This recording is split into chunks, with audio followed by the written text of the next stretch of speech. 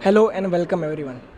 Today on this occasion of Ganesh Chaturthi, we have a special guest for with us, specially to enlighten us and youth regarding our knowledge.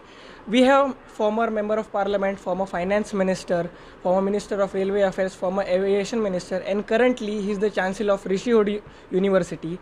It is Mr. Suresh Prabhu sir. Sir, welcome and happy Ganesh Chaturthi. Happy Ganesh Chaturthi to you as well as your family and all the people who live in Konkan, or for that matter anybody who celebrates Ganesh Chaturthi. There are millions of people, crores of people who celebrate Ganesh festival in India, outside India. So I must offer them my best wishes on such a happy occasion. Sir, to begin with, I would just like you to ask a question. What made you to come in politics, or what promoted you? See, I was never interested in politics. I was always keen to do social work, and I was practicing chartered accountant, so I was doing my practice. I had a very good practice.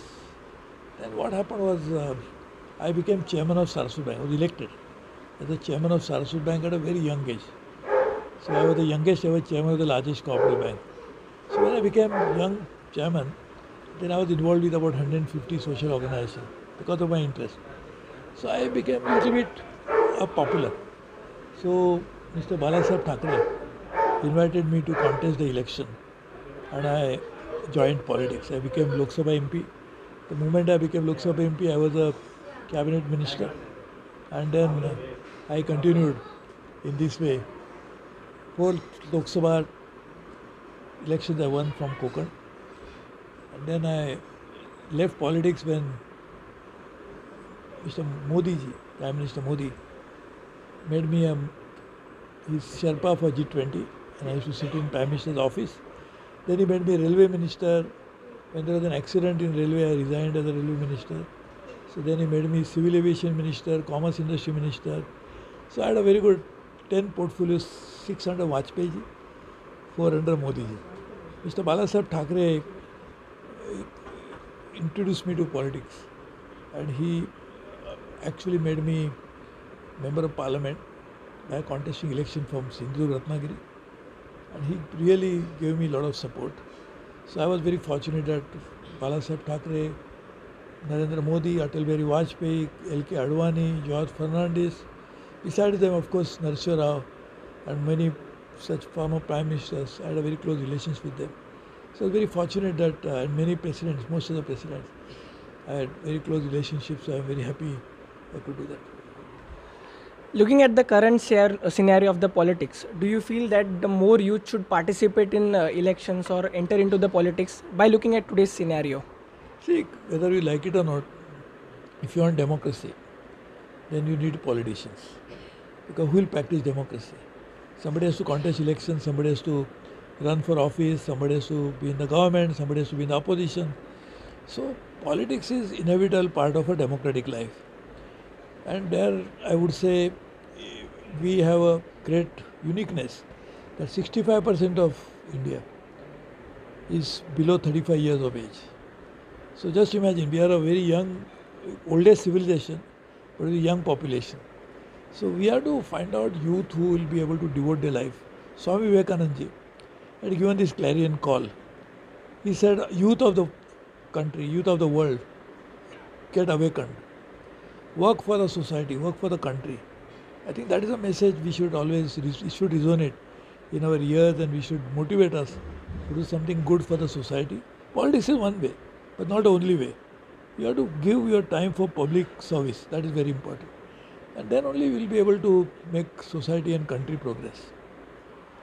In the legal field, there is a phrase called misinterpreted. And according to me, today's generation has misinterpreted the definition of economy. According to you, what is the actual definition of economy? See, no, actually there is nothing like economy as a separate issue. It is all part of a social development. Society should develop, and for development of society, there are many aspects to that.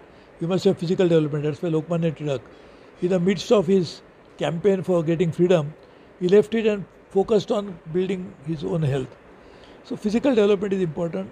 So is economic development. And for economic development, for development of society, we should not forget the means to an end or end to itself. So economic development per se is not the only aim.